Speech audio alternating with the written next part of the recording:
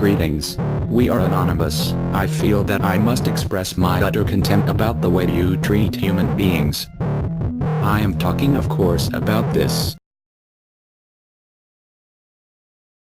A society in which people are monitored in every aspect of their lives is a disgrace to the ideals of liberty, freedom and democracy.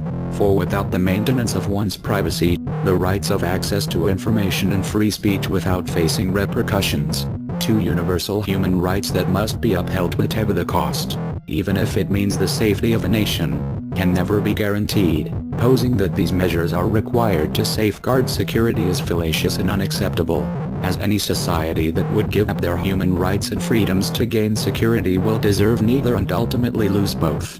You hereby have our notice of disapproval. I hope you consider you are in the position of responsibility you are currently in to safeguard the rights of the people, and not to safeguard the status quo of your own political existence. We are anonymous. We are legion. We do not forgive. We do not forget. Expect us.